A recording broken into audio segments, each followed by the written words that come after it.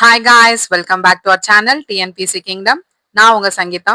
So இன்னைக்கு நம்ம இந்த வீடியோல என்ன பார்க்க போறோம்னு பார்த்தீங்கன்னா, லாஸ்ட் வீடியோல வந்து நம்ம historical background of Indian constitution பத்தி பார்த்திருந்தோம். ஸோ இந்த வீடியோ வந்து அதோட கண்டினியூஷன் பார்ட் 2 வீடியோ தான் பார்க்க போறோம். ஸோ சார்ட்டர் லாஸ்ல இருந்து நம்ம வந்து இந்த வீடியோல பார்க்க போறோம். ஸோ வித்வுட் எனி டிலே வாங்க வீடியோக்குள்ள போகலாம். ஸோ சார்ட்டர் லா அப்படின்னு பார்த்தீங்கன்னா பட்டய பத்திரம். ஸோ வந்து ஒரு ரூல அப்ப வந்து எப்படின்னா பட்டயமா எழுதி வந்து ரெகுலேட் பண்ணுவாங்க. அதுதான் வந்து சார்ட்டர் ஆக்ட்னு சொல்லுவாங்க. ஸோ நம்ம இங்கிலீஷ் ஈஸ்ட் இந்தியா கம்பெனி வந்து இருந்தப்ப என்ன ஆச்சுன்னா, அவங்க வந்து இங்கிலீஷ் ஈஸ்ட் இந்தியா கம்பெனிக்கும் பிரிட்டிஷ்க்கும் இங்கிலாந்துக்கும் நடுவுல வந்து கான்ஃபிளிக்ட்ஸ் ஏற்படும் போது 20 இயர்ஸ்க்கு ஒரு டைம் வந்து என்ன ஆகுதுன்னா, அவங்க வந்து அவங்க போட்ட ரூல்ஸ் அண்ட் ரெகுலேஷன்ஸ்ல எனி மாடிஃபிகேஷன்ஸ் இருக்குன்னா அவங்க வந்து ரெகுலேட் பண்ணி மாடிஃபை பண்ணி அவங்க வந்து கவர்ன் பண்ணிட்டு வந்திருந்தாங்க. ஸோ ஒரு 20 இயர்ஸ்க்கும் என்னென்ன சார்ட்டர் ஆக்ட்ல வந்து என்னென்ன மாடிஃபிகேஷன் பண்ணாங்கன்றதை தான் நம்ம வந்து இன்னைக்கான வீடியோல பார்க்க போறோம். So first charter of laws பார்த்தீங்கன்னா மொத்தம் 4 லாஸ் இருக்கு. அதாவது 20 இயர்ஸ்க்கு ஒன்ஸ்ன்னு பார்த்தீங்கன்னா 4 டைம்ஸ் வந்து இது வந்து சார்ட்டர் லாஸ் வந்து போட்டிருக்காங்க. 1793ல, 1813, 1833 அண்ட் 1853ல. So first Indian charter law 1793 charter act of 1793ல பாத்தீங்கன்னா இந்த ஃபர்ஸ்ட் சார்ட்டர் லா வந்து கம்போஸ் பண்ணவர் வந்து சார் ஜான் ஷோர். இவர் வந்து இதை வந்து 20 இயர்ஸ்க்கு வந்து எக்ஸ்டெண்ட் பண்ணியிருந்தாரு. ஈஸ்ட் இந்தியா கம்பெனியோட இதை வந்து 20 இயர்ஸ்க்கு எக்ஸ்டெண்ட் பண்ணியிருந்தாரு. இன்னொன்னு என்ன சொல்லியிருந்தாங்கன்னா, இந்த கவர்னர் ஜெனரலை வந்து அந்த கவுன்சிலை வந்து டிஸ்ரிகார்ட் பண்ணியிருந்தாங்க. அதாவது கவர்னர் ஜெனரலுக்கு வந்து நிறைய பவர்ஸ் கொடுத்தாங்க. ஏற்கனவே இருக்க பவர்ஸுக்கும் மேல இன்னும் கொஞ்சம் பவர்ஸ் கொடுத்திருந்தாங்க. Governor General for the position Cornwallis Lord created Ivory more powers continued. Governed to the General Bombay and Madras like assistant province to control still more powers given. Christianity religious spreaders religion propaganda conversion to do not allowed. In India unobstructed in business East India Company engaging banned done. Control board of directors leader and member salary Indian from revenue award. So வந்து Christianity வந்து spread ஆக ஆரம்பிச்சது. இன்னும் என்னன்னா, இந்த Christianity spread பண்றவங்களுக்கு அந்த புரபகந்தா அதாவது மதத்தை வந்து இது பண்றவங்க புரபகந்தா அதாவது வழி நடத்தி செல்றதுக்கு எந்த ஒரு ஃபண்ட்ஸோ இல்ல சேலரிஸோ வந்து கிடையாது அப்படின்னு சொல்லியிருந்தாங்க. கிறிஸ்டியானிட்டி ஸ்ப்ரெட் பண்றதுக்கும் எந்த ஒரு சேலரிஸ் எல்லாம் கிடையாதுன்னு சொன்னாங்க. அதே மாதிரி என்ன பண்ணாங்கன்னா, கண்ட்ரோல் போர்ட் டைரக்டர்ஸ்க்கும் அதுக்கப்புறம் அந்த மெம்பர்ஸ் லீடர்ஸ் இவங்களுக்கு எல்லாம் வந்து நம்ம இந்தியன் ஃபண்ட்ல இருந்து அவங்க வந்து நம்ம இந்தியன் ரெவன்யூல இருந்து அவங்களுக்கு சேலரி வந்து கொடுத்திருந்தாங்க. அதே மாதிரி ஈஸ்ட் இந்தியா கம்பெனியோட அந்த பிசினஸ் வந்து இது பண்றதுக்கு பேன் பண்ணியிருந்தாங்க. சோ நிக்கோலோ மெக்வாலி அப்படின்றவர் வந்து அவர் தான் வந்து ஃபர்ஸ்ட் டைம் வந்து அவரோட புத்தகம் பிரின்ஸ்ன்ற புத்தகத்துல கவர்மெண்ட் என்ற வார்த்தையை வந்து ஃபர்ஸ்ட் டைம் யூஸ் பண்ணியிருந்தாரு. ஸோ நெக்ஸ்ட் சார்ட்டர் லா பாத்தீங்கன்னா 1813. இதை வந்து ஃபர்ஸ்ட் கம்போஸ் பண்ணவர் வந்து Minto lot. In India, the company's business right more 20 years extended. In India, Christianity settings religion to spread permission given. In India, East India, the company's monopoly business right conclusion came. So, அதாவது அடுத்த 20 வருஷத்துக்கு அப்புறம் இந்த பட்டயம் வந்து போட்டிருக்காங்க. இதுல வந்து என்னன்னு பாத்தீங்கன்னா, கிறிஸ்டியானிட்டி ரிலிஜியனை வந்து ஸ்ப்ரெட் பண்றதுக்கு பர்மிஷன் வந்து வாங்கிட்டாங்க. அதுக்கப்புறம் வந்து ஈஸ்ட் இந்தியா கம்பெனியோட மோனாபொலி வந்து என்றாச்சு. அதாவது என்னன்னா, அவங்க மட்டும்தான் ட்ரேட் பண்ணணும், வேற யாரும் உள்ள வரக்கூடாது அப்படின்றாங்க. அதாவது வேற யாருன்னா டச், போர்ச்சுகீஸ், பிரான்ஸ் இவங்க எல்லாம் வந்து இருந்தாலுமே ட்ரேடுன்னு பாத்தீங்கன்னா ஈஸ்ட் இந்தியா கம்பெனி மட்டும்தான் வந்து பண்ணணும்ன்ற மாதிரி அவங்க வச்சிருந்தாங்க, செட்டப் வச்சிருந்தாங்க. அதெல்லாம் கிடையாது, யார் வேணாலும் வந்து இங்க வந்து ட்ரேட் பண்ணலாம் அப்படின்ற ஒரு ரூலை வந்து சார்ட்டர் ஆக்ட் அதாவது 1813 சார்ட்டர் ஆக்ட்ல தான் கொண்டு வந்தாங்க. ட்ரேட் வித் சைனா அதாவது சைனா கூட டீ வர்த்தகத்தை வந்து வச்சிருந்தாங்க. அதை தவிர்த்து மீதி எல்லா ஈஸ்ட் இந்தியா கம்பெனியோட மோனோபொலியை வந்து எண்டுக்கு கொண்டு வந்துட்டாங்க. அப்புறம் இண்டஸ்ட்ரியல் ரெவல்யூஷன் வந்து இங்கிலாந்துல ஏற்பட்டது. அப்புறம் கிறிஸ்டியானிட்டி வந்து ஸ்ப்ரெட் பண்றதுக்கு ஆரம்பிச்சாங்க சார்ட்டர் ஆக்ட் 1813ல. அதுக்கப்புறம் எஜுகேஷனுக்காக 1 lakh வந்து கொடுக்கணும்னு சொல்லிட்டு ரூல் போட்டாங்க. பட் ஆனா சார்ட்டர் ஆக்ட் 1813ல வந்து அவங்க ரூல் தான் போட்டாங்களே தவிர அதை வந்து கொடுக்க கிடையாது. அப்புறம் மெர்ச்சன்ட்ஸ், ரிலிஜியஸ் பாஸ்டர்ஸ் இவங்களுக்கு எல்லாம் வந்து இந்தியால வந்து தங்கறதுக்கான அனுமதி கொடுக்கப்பட்டது. அதுக்கப்புறம் வந்து ராணுவம் சம்பந்தப்பட்ட செலவுகளுக்கு ஒரு நிர்ணயம் வைக்கப்பட்டது. அதாவது இவ்வளவுதான் செலவு பண்ணணும், இதுக்கு மீறி இருக்கக்கூடாது அப்படின்ட்டு ஒரு நிர்ணயம் கொண்டு வரப்பட்டது. அதுக்கப்புறம் வந்து லோக்கல் கவர்மெண்ட்ஸ் அப்புறம் இவங்களுக்கு எல்லாம் வந்து டாக்ஸ் வந்து போடப்பட்டது. எவ்வளவு வந்து வரி போடணும்னு லோக்கல் பீப்புளுக்கு வந்து டாக்ஸ் போடப்பட்டது. அந்த டாக்ஸ் பே பண்ணாதவங்களுக்கு என்ன பனிஷ்மெண்ட்னோ அப்படின்னு சொல்லிட்டு அவங்க வந்து டிசைன் பண்ணியிருந்தாங்க ரூல்ல. So next Indian charter act law 1833. This law, Indian Charter Law 1833, Saint Helena Law forever call.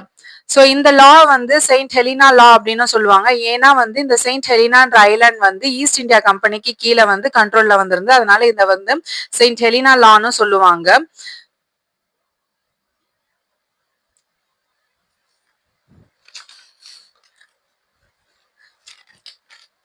அதே மாதிரி இந்த இதுல பாத்தீங்கன்னா 1833ல இந்த சார்ட்டர் லால பாத்தீங்கன்னா ஃபுல்லாவே வந்து சென்ட்ரலைஸ்டா வந்து கொண்டு போயிருந்தாங்க ஈஸ்ட் இந்தியா கம்பெனி. அதாவது கவர்னர் ஜெனரல் ஆஃப் பெங்காலா இருந்தது வந்து என்னாச்சுன்னா கவர்னர் ஜெனரல் ஆஃப் இந்தியாவா மாறுச்சு. சோ அப்படி வந்து கவர்னர் ஜெனரல் ஆஃப் இந்தியாவா மாறினதுக்கு அப்புறம் ஃபர்ஸ்ட் கவர்னர் ஜெனரல் ஆஃப் இந்தியாவா இருந்தவர் யாருன்னு பாத்தீங்கன்னா வில்லியம் பென்டிக். அவர் வந்து என்ன பண்ணாருன்னா ஈஸ்ட் இந்தியா கம்பெனியை வந்து ஃபுல்லா வந்து அட்மினிஸ்ட்ரேஷன் மட்டும் நீங்க பாருங்க, நீங்க ட்ரேட் பண்ண வேணாம் அப்படின்னு சொன்னாங்க. ஸோ லாஸ்டா போட்டிருந்த சார்ட்டர் லால என்ன சொல்லியிருந்தாங்கன்னா நீங்க வந்து ட்ரேட் அவங்களோட மோனாப்புலி ட்ரேடை வந்து என் பண்ணாங்க. இதுல வந்து ஃபுல்லாவே சட்டமே போட்டுட்டாங்க. ஈஸ்ட் இந்தியா கம்பெனியோட அட்மினிஸ்ட்ரேஷன் மட்டும் நீங்க பார்த்தா போதும், ட்ரேடுக்குலாம் நீங்க வந்து அதுலலாம் நீங்க வந்து சம்மந்தப்பட வேண்டாம் அப்படின்னு சொல்லிட்டாங்க. நெக்ஸ்ட் என்னன்னு பாத்தீங்கன்னா அவங்க வந்து என்ன பண்ணாங்கன்னா லெஜிஸ்லேட்டிவ் பவர்ஸை வந்து ஃபுல்லா வந்து பிரிட்டிஷ் இந்தியா கையில கொடுத்துட்டாங்க. அதாவது சட்ட திட்டங்களை வந்து வகுக்கிறது வந்து கவர்னர் ஜெனரல் ஆஃப் இந்தியா கையில கொடுத்துட்டாங்க. அதுக்கப்புறம் வந்து இன்ட்ரடியூஸ் ஓப்பன் காம்படிட்டிவ் எக்ஸாம்ஸ், அதாவது ஐசிஎஸ் அப்படின்னு சொல்லப்படுற காம்படிட்டிவ் எக்ஸாம்ஸையும் வந்து அவங்க வந்து கொண்டு வந்தாங்க. பட் அப்போ வந்து அது வந்து செயல்பாடுல கொண்டு வரல, படுத்தப்படல. அந்த ஐடியா தான் கொண்டு வந்திருந்தாங்க. அதுக்கப்புறம் என்னன்னு பாத்தீங்கன்னா பாம்பேல கல்கட்டாலாம் வந்து கிறிஸ்டியானிட்டியை ஸ்ப்ரெட் பண்றதுக்கான பிஷப்ஸை வந்து அப்பாயிண்ட் பண்ணியிருந்தாங்க. அதுக்கப்புறம் வந்து இந்த லாஸ்லாம் வந்து இந்த பிரிட்டிஷ்காரங்களாம் நம்ம நாட்டுல வந்து தங்குறவங்க, அந்த கவர்மெண்ட் பிரிட்டிஷ் கவர்மெண்ட் வந்து இந்தியால வந்து இடங்களை வாங்கி அவங்க வந்து இந்தியா வரைபடத்தை வந்து விரிவுபடுத்திட்டே போயிருந்தாங்க. அது அந்த பிரிட்டிஷ் சிட்டிசனுக்கு வந்து இந்திய நிலத்தை வந்து வாங்கறதுக்கான பர்மிஷனும் வந்து கொடுக்கப்பட்டது. Macaulay education. So leadership governors advice in the group fourthly for legal work a member added. So added first legal member Macaulay Lord. அதாவது வந்து இந்த அவங்க பிரிட்டிஷ்காரங்க வந்து நம்மள ஆட்சி செய்யும் போது இந்த கவர்னர் அட்வைஸ்ல வந்து அவங்க என்ன பண்ணுவாங்கன்னா லீகல் அட்வைசரா வந்து அவங்க ஆளுங்க மட்டும்தான் இருப்பாங்க. ஸோ ஃபர்ஸ்ட் வந்து லீகல் அட்வைசரா வந்து பாத்தீங்கன்னா மெக்காலே லார்ட் தான் வந்து இருந்தாரு. ஸோ அப்புறம் மெக்காலே லார்ட் வந்து ஒரு லீகல் கமிஷனும் வந்து செட்டப் பண்ணியிருந்தாரு. ஈஸ்ட் இந்தியா கம்பெனில வந்து ஃபோர்த் மெம்பரா வந்து லீகல் அட்வைசரா சேர்ந்தவர் வந்து லார்ட் மெக்காலே. அவர் வந்து ஃபர்ஸ்ட் லா கமிஷனர் அப்படின்னு சொல்லிட்டு நிர்ணயிக்கப்படுறாரு. இவர் வந்து இந்த ஃபோர்த் மெம்பரா சேர்ற இவர் வந்து என்னன்னா மெக்காலே வந்து லெஜிஸ்லேட்டிவ் மட்டும் தான் பாத்துக்குவார், ஒன்லி லெஜிஸ்லேட்டிவ். இதுல வந்து பாத்தீங்கன்னா எக்ஸிகியூட்டிவ் ஜுடிஷியரியை தவிர்த்து மீதி வர எல்லா சட்டத்திட்டங்களை வகுக்கிறத வந்து இவர் வந்து பாத்துக்குவாரு.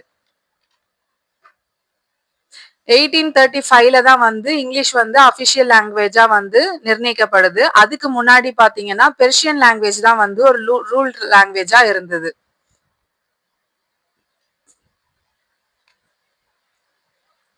ஸோ வில்லியம் பென்டிக் பாத்தீங்கன்னா அவர் தான் வந்து இந்தியாஸோட ஃபர்ஸ்ட் லீடர்ஷிப் கவர்னர். இவர் வந்து வேலூர் லிபர்லியன் நடக்கும் போது இவர் வந்து சென்னை ப்ரொவின்சியலோட கவர்னராகவும் இருந்திருக்காரு. இவர் வந்து மாடர்ன் வெஸ்டர்ன் எஜுகேஷனோட ஃபாதர் வந்து அழைக்கப்படுறாரு. So very very important, note பண்ணிக்கோங்க. மாடர்ன் வெஸ்டர்ன் எஜுகேஷனோட ஃபாதர் யாருன்னு பாத்தீங்கன்னா லார்ட் வில்லியம் பென்டிக். இவர் வந்து மஹல்வாரி மெத்தடை வந்து இன்ட்ரோடியூஸ் பண்ணவரும் வந்து லார்ட் வில்லியம் பென்டிக் தான். அப்புறம்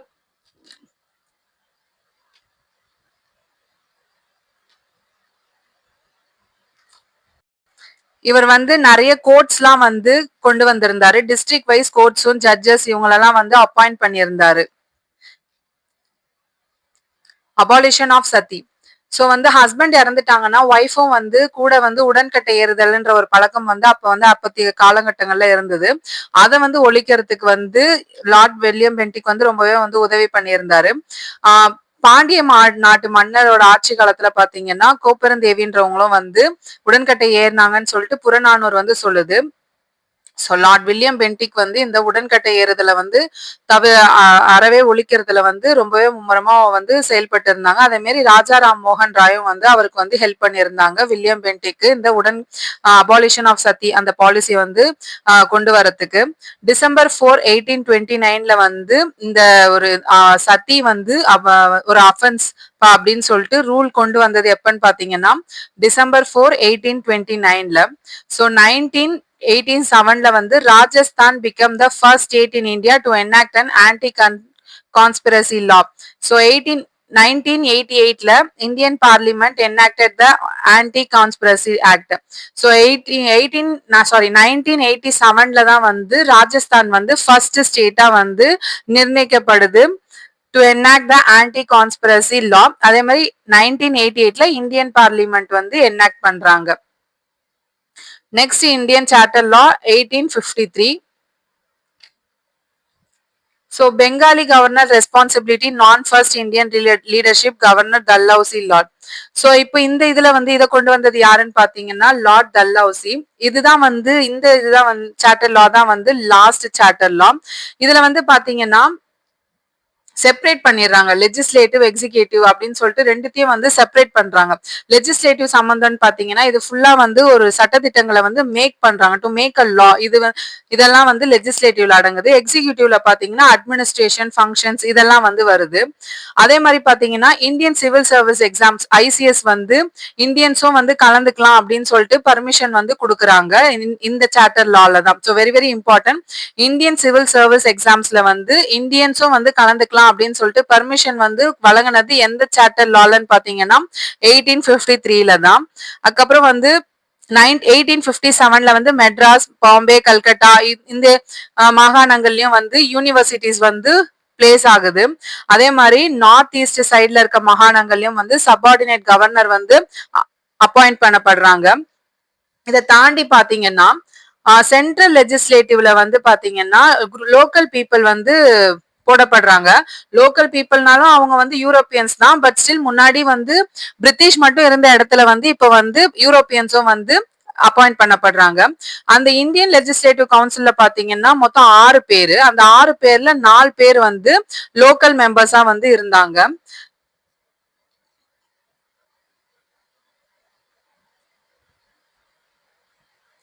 ஸோ அப்புறம் ஜுடிஷியரி அட்மினிஸ்ட்ரேஷன் இதெல்லாம் வந்து ரெண்டுத்தையும் செப்பரேட் பண்ணாங்க. ஸோ இந்த சார்ட்டர் லா வந்து வெரி வெரி இம்பார்ட்டன்ட். ஏன்னா நிறைய மாற்றங்களை வந்து கொண்டு வந்தது. லார்ட் டல்ஹவுசி இவர் வந்து சின்ன வயசுலயே வந்து கவர்னர் ஆன ஒரு ஏர்லி ஏஜ் கவர்னர் ஒரு லீடர்னு சொல்லப்படுறாரு. 1848ல இருந்து 1856 வரைக்கும் இவர் வந்து இந்தியாவை வந்து லீடர்ஷிப் பண்ணியிருந்தாரு. ஒரு கவர்னரா ஒர்க் பண்ணிருக்காரு. 1854ல நியூ போஸ்ட் ஆஃபீஸ் லா வந்து கம்போஸ் பண்ணிருக்காரு. இவர் வந்து இந்தியாஸ் என்ஜினியரிங் அப்படின்ட்டு நான் ஒரு டிபார்ட்மெண்ட் ஃபவுண்டேஷன்லாம் வந்து செட்டப் பண்ணிருக்காரு. அதே மாதிரி ஹேர் லாஸ் பாலிசி அப்படின்னு சொல்லிட்டு ஒரு திட்டம் வந்து கொண்டு வந்திருக்காரு. அதாவது வந்து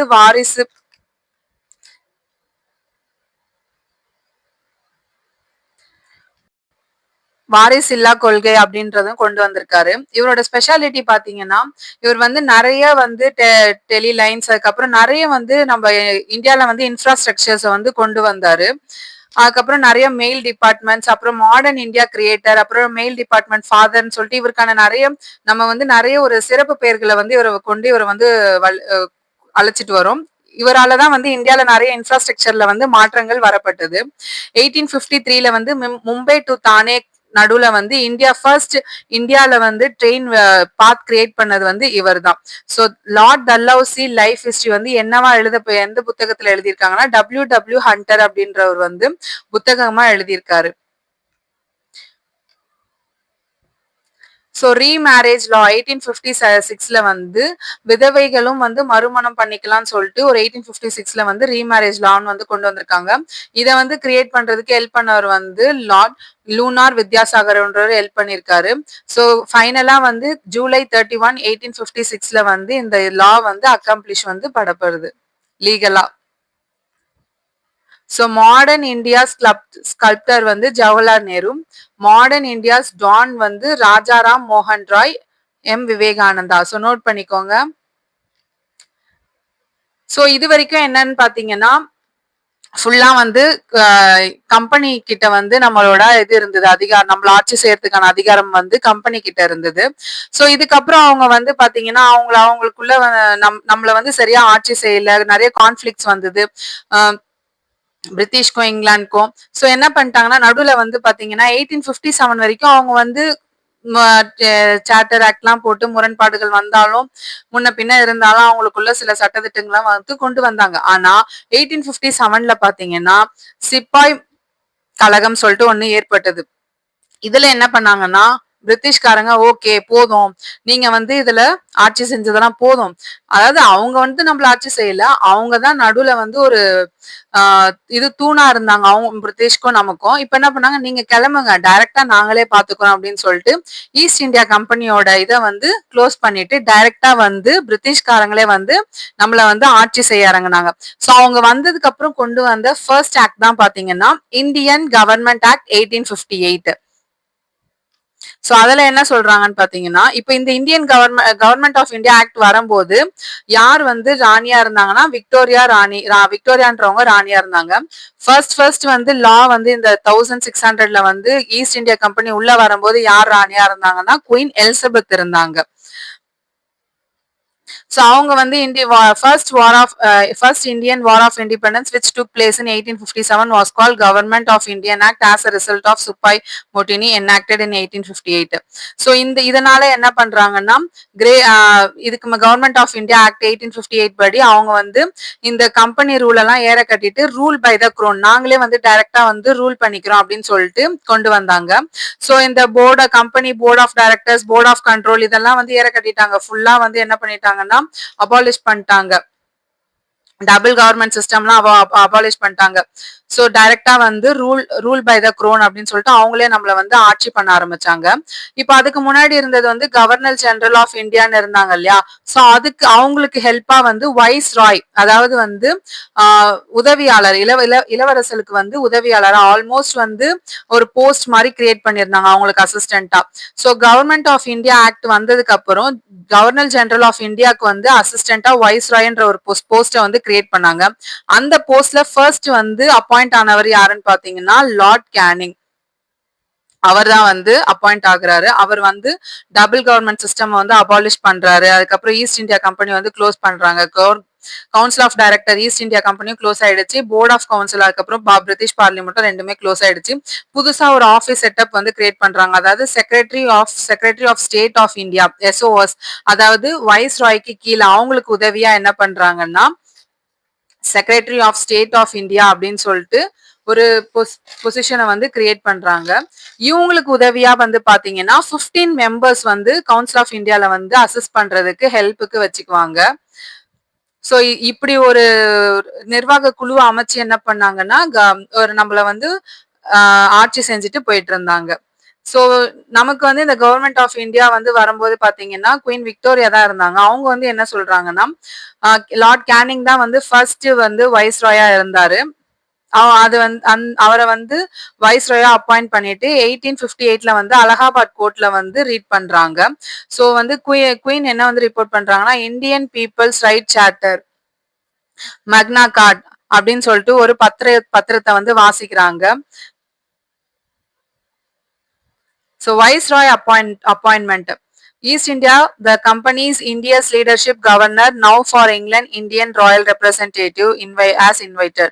So first Viceroy appoint இந்தியாவோட first Viceroy appoint ஆனவங்க நான் ஆல்ரெடி சொன்ன மாதிரி லார்ட் கேனிங். 1861ல வந்து லெஜிஸ்லேட்டிவ் இந்தியன் ரெப்ரசன்டேட்டிவா வந்து இவர் வந்து அலோ ஆகுறாரு, உள்ள போகிறாரு.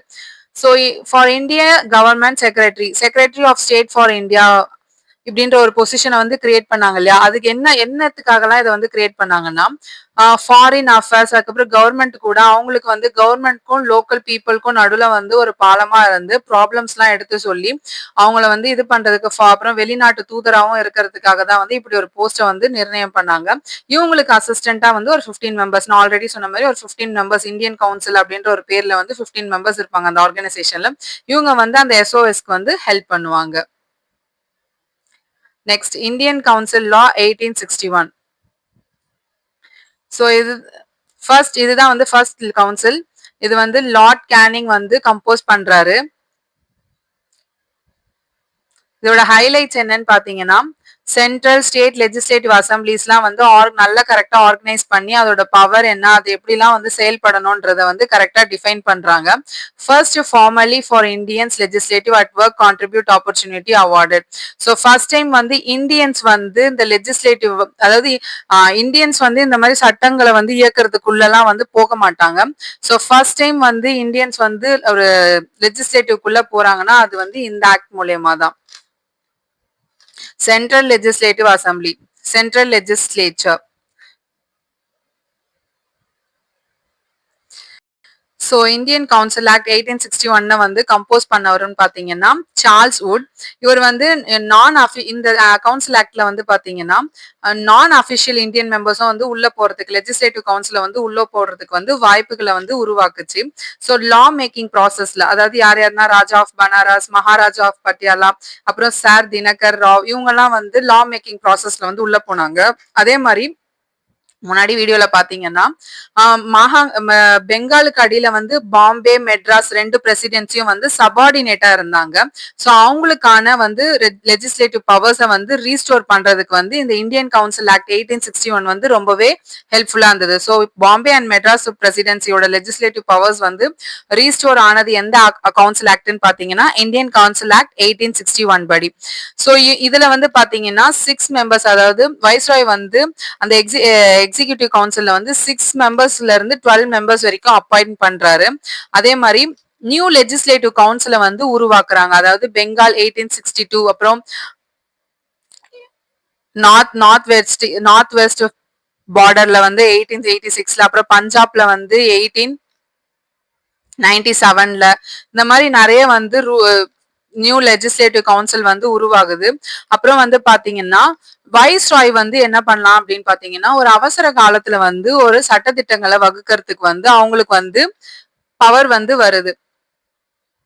Emergency law 6 months to give birth to the viceroy authority given.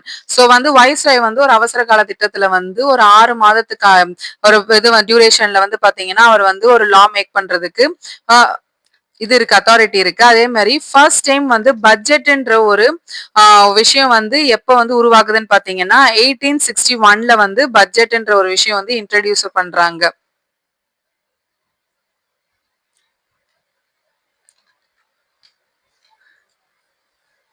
அதுக்கப்புறம் பாத்தீங்கன்னா ஃபார் இந்தியன்ஸ், இதுல வந்து இந்தியன்ஸ்க்கான ஆப்பர்ச்சுனிட்டியா என்னன்னு பாத்தீங்கன்னா சென்ட்ரல் ப்ரொஃபிஷியன்ஸ் இந்த legislature Indians to location to get opportunity Indian council law 1861 cause this law important effectively it is consider. So வந்து Indians வந்து உள்ள லெஜிஸ்லேச்சருக்கு வந்து சட்டத்திட்டங்களை வகுக்கிறதுக்கு உள்ள போறதுக்கு இந்த இந்தியன் கவுன்சில் ஆக்ட் வந்து ரொம்பவே ஹெல்ப் பண்ணுது.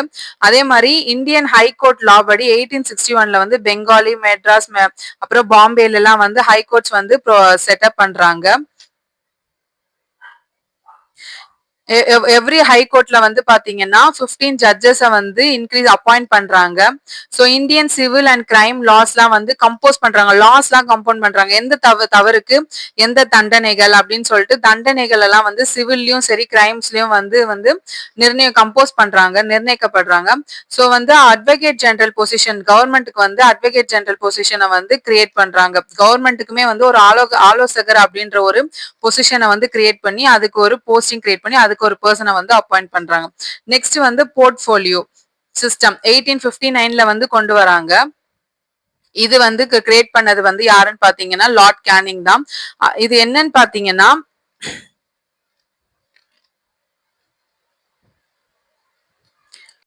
அதாவது இலக்கா சட்டம் அப்படின்னு சொல்லிட்டு ஒன்னு வந்து கிரியேட் பண்ணியிருந்தாங்க. அதே மாதிரி கவர்மெண்ட்ல வந்து ரிசர்வேஷன் மெத்தட்னு சொல்லிட்டு ஒன்னு வந்து இன்ட்ரோடியூஸ் பண்ணியிருந்தாங்க. ஸ்பெசிபிக் பிளேசஸ், அதுக்கப்புறம் சில எம்ப்ளாயிஸுக்கு ஸ்டூடெண்ட்ஸுக்குலாம் வந்து சம் ஸ்பெஷல் கோட்டாஸ்லாம் வந்து நிர்ணயிக்கப்பட்டது. நெக்ஸ்ட் இந்தியன் கவுன்சில் லா 1892, இந்தியன் கவுன்சில் ஆக்ட் 1892.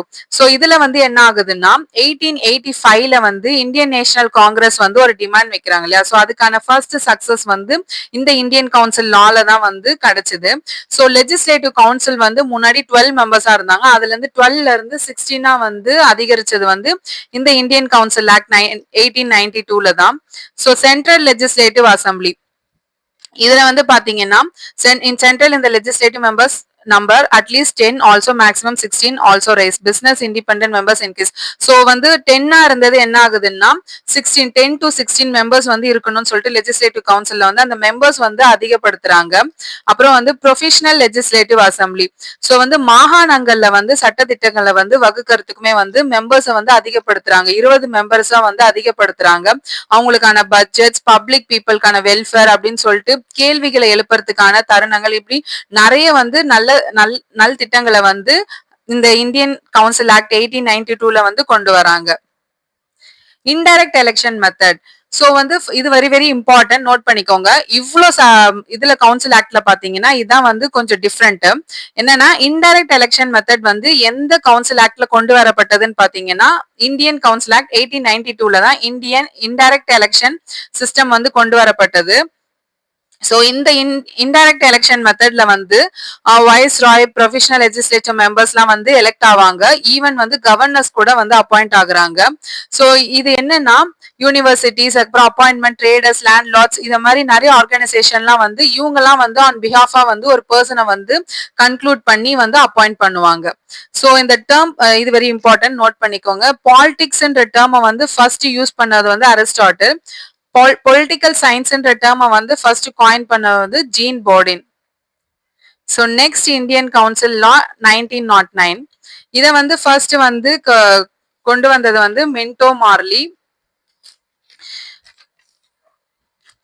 ஸோ மின்டோன்றவர் வந்து வைஸ்ராயா இருந்த வைஸ்ராய்ன்னு சொல்லிட்டு ஒரு பொசிஷன் சொன்னோம் இல்லையா. ஸோ அது அவர் தான் வந்து மின்டோ. மார்லின்றவர் வந்து secretary of state of India அப்படின்றவர். ஸோ இவங்க ரெண்டு பேர் வந்து ஒன்னா சேர்ந்து நடத்தினதான் வந்து மின்டோ மார்லி ரிஃபார்ம் சொல்லுவாங்க. So very very important. Indian council law 1909 வந்து என்னவாவும் அழைக்கப்படும் பாத்தீங்கன்னா மின்டோ மார்லி ரிஃபார்ம்னு அழைக்கப்படும். ஸோ இவங்க ரெண்டு மின்டோன்றது ஒரு பர்சன், மார்லின்றது ஒரு பர்சன், ரெண்டு பேரும் சேர்ந்து வந்து வழி நடத்திட்டு வந்ததுனால இது வந்து மின்டோ மார்லி ரிஃபார்ம் சொல்றாங்க. இவங்க வந்து என்ன பண்றாங்கன்னா லெஜிஸ்லேட்டிவ் கவுன்சிலோடைய சைஸை வந்து இன்க்ரீஸ் பண்றாங்க.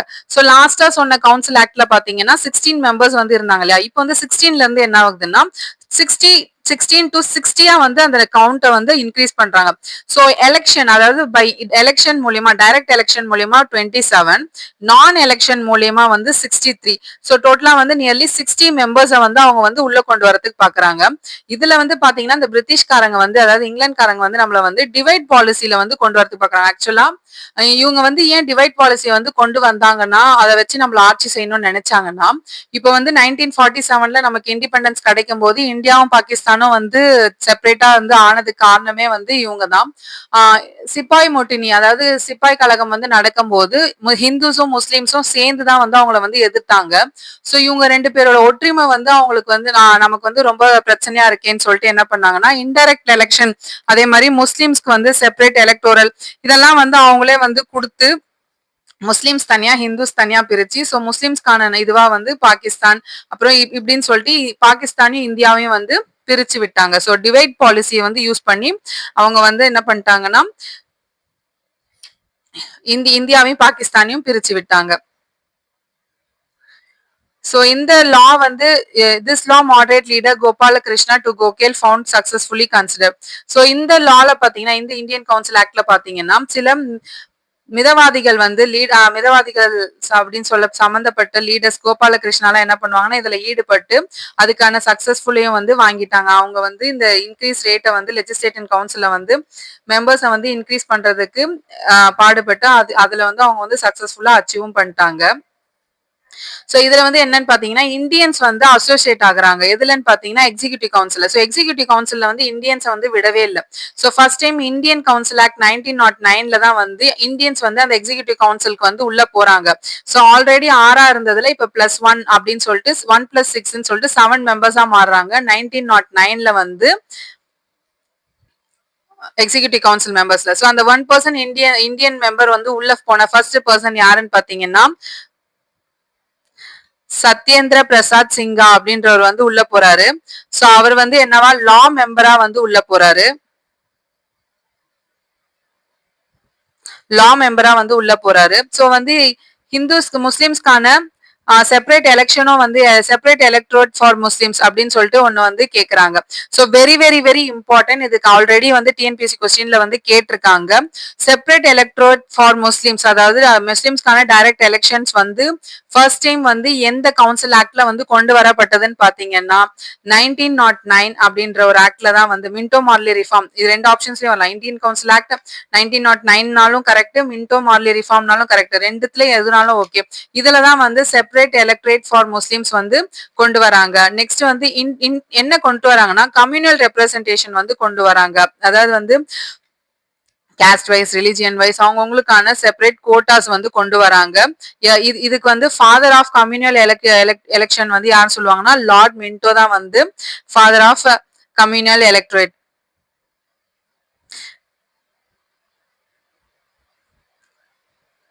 ஃபர்ஸ்ட் ஃபாதர் ஆஃப் முஸ்லிம் சொன்ன இல்லையா, ஃபாதர் ஆஃப் கம்யூனல் எலக்ட்ரேட் வந்து மின்டோ மார்லே. ஸோ முஸ்லிம்ஸ்க்கு தனியா வந்து செப்பரேட் வந்து எலக்ட்ரேட் கொண்டு வந்தாங்க 1909ல. அதே மாதிரி முஸ்லிம்ஸ்க்கான ரிசர்வேஷன் பாத்தீங்கன்னா டோட்டல் 27ல 8% வந்து பை ரிலிஜியன் வைஸ்ல வந்து அவங்களுக்கான செப்பரேஷன் வந்து கொடுத்திருந்தாங்க. ஸோ இதனாலதான் வந்து 1947ல வந்து இந்தியா பாகிஸ்தான் வந்து செப்பரேஷன் ஆனதுக்கு காரணம். ஸோ ஃபர்ஸ்ட் லா மெம்பரா வந்து உள்ள போனது வந்து யாருன்னு பாத்தீங்கன்னா சத்யேந்திர பிரசாத் சிங்கா வந்து உள்ள போறாரு. ஃபர்ஸ்ட் லா மெம்பரா வந்து உள்ள போனவர் வந்து சத்யேந்திர பிரசாத் சிங்கா. ஃபர்ஸ்ட் லீகல் மெம்பரா வந்து உள்ள போனவர் வந்து மெக்காலே லார்ட். சோ இங்கிலாந்துல வந்து பார்லிமெண்ட்ல வந்து பாத்தீங்கன்னா செகண்ட் இந்தியன் பர்சன் வந்து இவரு, ஃபர்ஸ்ட் இந்தியன் பர்சன் வந்து தாதாபே நேருஜி. சோ இதோட இன்னைக்கான வீடியோ வந்து முடிஞ்சிருச்சு. நம்ம நெக்ஸ்ட் பார்ட் வந்து இதோட கண்டினியூஷன் வந்து நெக்ஸ்ட் பார்ட்ல பார்க்கலாம். சோ இந்த வீடியோல உங்களுக்கு எதனா டவுட் இருந்ததுன்னா கீழே கமெண்ட் செக்ஷன்ல கேளுங்க, நான் கண்டிப்பா ரிப்ளை பண்றேன். தேங்க்யூ.